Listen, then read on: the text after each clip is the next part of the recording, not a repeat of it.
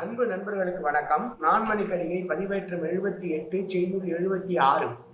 சாவாத எல்லை பிறந்த உயிரெல்லாம் தாவாத இல்லை வழிகளும் மூவா இளமை இசைந்தாரும் இல்லை வளமயிர் கேடின்றி சென்றாரும் இல். பிறவி என்று எடுத்துவிட்டாலே இறப்பு என்று ஒன்று உண்டு. எனவே பிறந்த உயிர்கள் எல்லாம் இறக்கப் போவதுதான். எவ்வளவு பெரிய பலசாலியாக இருந்தாலும் ஒரு நேரத்தில் பலம் குன்றித்தான் போவான். எனவே வலிமை என்பது தொடர்ந்து ஒருவனிடம் இருக்கும் என்று சொல்ல முடியாது. அதே போலதான் இளமை. ஒருவன் இளமையோடே எல்லா காலமும் இருந்துவிட முடியாது.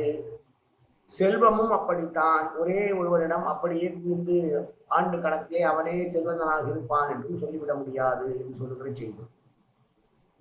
பிறவி எடுத்தால் பிறப்பு என்பது என்றால் இறக்கிற வரைதான் என்று சொல்லுவார்கள். அதுபோல் பிறப்பு என்றால் இறப்பு கண்டிப்பாக உண்டு. இன்றைக்கு ஒருவன் பலசாலியாக இருப்பான், ஆனால் நாளை அவனை விட பலசாலி ஒருவன் தோன்றுகிற போது இவனுடைய பலம் கெட்டு போகும்.